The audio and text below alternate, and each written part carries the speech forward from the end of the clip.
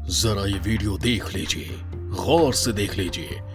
दोस्तों, कश्मीर की बर्फीली और हाड़ कपा देने वाली ठंड में सीमा पर सीना तान के खड़ा ये भारत का सिपाही है। चीन इसे बहुत बारीकी से देखने वाला है।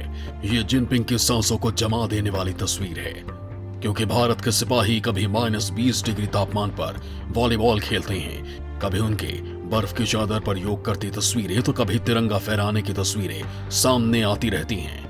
जाहिर सी बात है, ये तस्वीरें चीन के सीने में भी नस्तर की तरह उतर रही हैं, क्योंकि वो सपने में भी जो नहीं सोच पाता है, वहां भारत का ये कमांडो खड़ा है। उसके चिकन हार्ट सैनिक बर्फ में तुरंत बीमार पड़ रहे हैं, तो दूसरी ओर भारतीय जवानों की ये मुस्तैदी पूरी दुनिया को हैरान कर रही है। यानी चीन तमाम सुविधाएं देकर भी लद्दाख में जवानों को रोक नहीं पा रहा है, वहां भारतीय सेना अंगद का पैर रोक कर खड़ी है। और यही वजह है दोस्तों कि चीन एक बार फिर भारत से बातचीत करने के लिए आगे आ रहा है। हालांकि इस बीच वो प्रोपेगेंडा वॉर के हथकंडे भी अपनाने में लगा है, लेकिन भारतीय जवानों की ये तस्वीरें उसके सीने को चीर रही हैं। तो क्या चीन अब बातचीत करके पीछे हटने के मूड में आ चुका है? टीम मोदी ने जिस तरह से एक ही झटके में चीन के दावों की हवा निकाल दी, उसने चीन को बुरी तरह से डरा दिया है। चीन जो कुछ बॉर्डर पर कर रहा है, उसको लेकर मोदी ने ऐसा कौन सा मिशन लॉन्च किया है जिससे पाकिस्तान से लेकर चीन की हवा टाइट हो गई है। और दोस्तों, चीन की असली जान उसके बिजनेस वाले तोते में छिपी है। तो मोदी ने एक ही साथ भारत और बांग्लादेश में इस तोते की गर्दन कैसे मरोड़ दी, ये तमाम बातें मैं आपको इस वीडियो में बताने वाला हूँ। भारत की सेना ने खोल दी चीनी फौज की पोल, बॉर्डर पर भारत फिर हुआ एकदम से मजबूत। दोस्तों, चीन प्रोपेगेंडा वॉर में माहिर है। उसे पता है कि हाड़ गला देने वाली बर्फीली सर्दी के मौसम में 24 घंटे तैनात रहने का दमखम रखने वाले भारतीय सैनिकों के सामने उसका टिकना नामुमकिन है। इस कारण उसने अपने मुखौटा मीडिया के जरिए अफवाह फैलाया कि पीपल्स लिबरेशन आर्मी के प्लाटून में रोबोट सैनिकों को शामिल कर लिया है। साथ ही लगे हाथ एक वीडियो भी शूट करवा डाला कि देखिए हमारे जवान कितने बहादुर हैं। वो गलवान में खड़े हैं, लेकिन कुछ ही देर में उनकी ये पोल भी खुल गई, क्योंकि जो सैनिक के भेष में थे वो वास्तव में थिएटर के कलाकार थे, जो कुछ सेकंड का वीडियो 5 से 6 घंटों में शूट कर पाए। बड़ी बात ये रही कि वो जगह भी बर्फ की चादर ओढ़ने वाली गलवान घाटी नहीं, बल्कि यह इलाका LAC से चीन की ओर का था।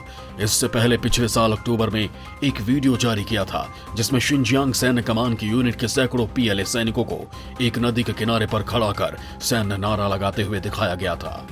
इतना ही नहीं दोस्तों, चीन ने यह भी ऐलान कर दिया है कि अब उनके सैनिक ही नहीं, रोबोट भी सीमा पर तैनात होंगे।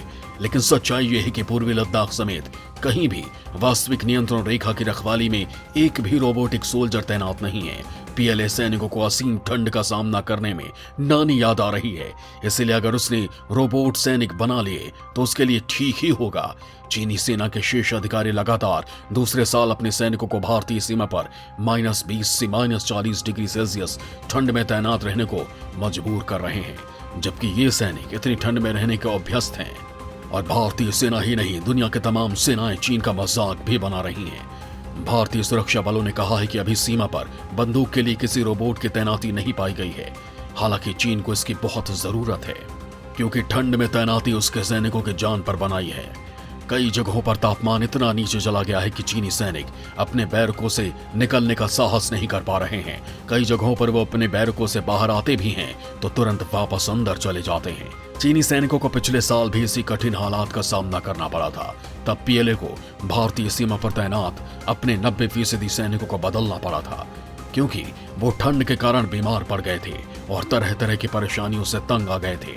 यहाँ तक कि पैंगोंग झील इलाके में संघर्ष की जगह पर भी चीनी सैनिकों को हर दिन बदल दिया जाता था, और काफी ऊंचाई वाले उस इलाकों में चीनी सैनिकों की गतिविधियां भी काफी सीमित कर दी गई थी। इधर भारतीय सैनिक ऊंचाई वाले इलाकों में न केवल तैनाती को पूरी तरह अभ्यस्त हैं, बल्कि पहाड़ी इलाकों में युद्ध लड़ने में माहिर हैं। भारतीय सैनिकों के पास बिल्कुल विपरीत प्राकृतिक वातावरण में खुद को ढाल लेने की अद्भुत क्षमता हासिल है।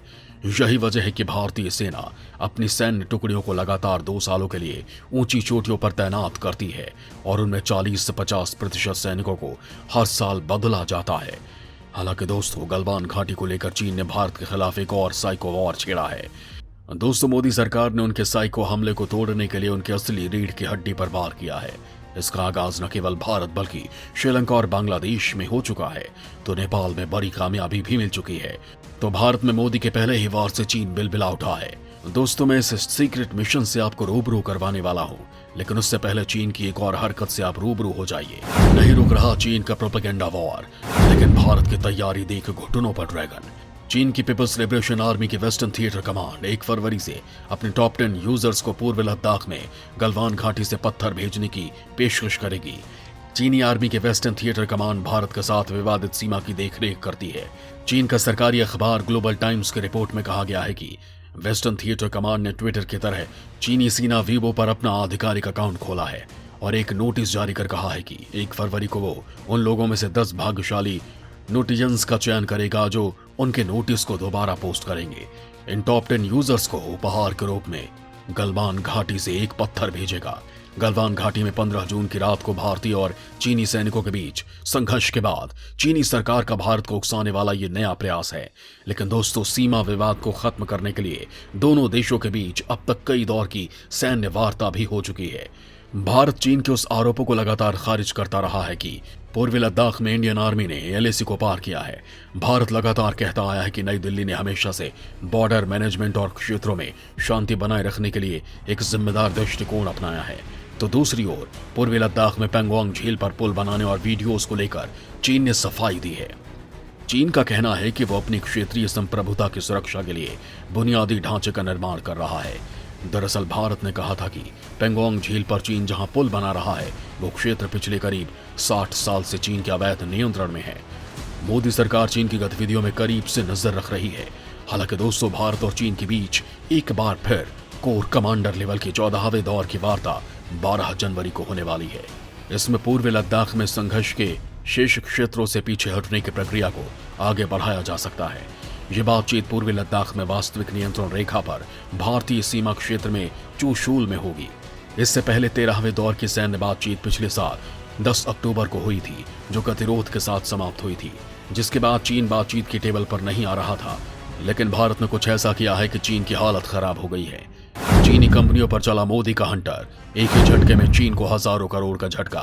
नेपाल श्रीलंका के बाद बांग्लादेश में बड़ा गेम। दोस्तों, श्रीलंका को तबाह करने के बाद बांग्लादेश की इकोनॉमी को तबाह करने के लिए चीन बिल्कुल नई तरह की साजिश रच रहा था। चीनी कंपनियां यहां फर्जी दस्तावेजों के जरिए बांग्लादेश सरकार को हर साल करीब 11 अरब रुपए का नुकसान पहुंचा रही थी। ठीक वैसे ही जैसे भारत में शाओमी, ओप्पो, वन प्लस जैसी चीनी कंपनियां सरकार को हजारों करोड़ का चूना लगा रही थी। लेकिन अब ये मोदी के रडार पर आ चुकी हैं। बांग्लादेश की बात करें तो दुनिया के ज्यादातर देशों को रेडीमेड गारमेंट्स एक्सपोर्ट करता है, लेकिन चीन अब बांग्लादेश से यह मुकाम छीनने के लिए ही बड़ी साजिश रच रहा था। ये फेक डॉक्यूमेंट्स और नकली प्रोडक्ट्स बनाकर बांग्लादेश को बड़ा चूना लगा रही थी, ठीक उसी अंदाज में जैसा उन्होंने श्रीलंका में किया था। वहां घटिया खाद और बाकी कृषि उत्पाद भेज दिए थे।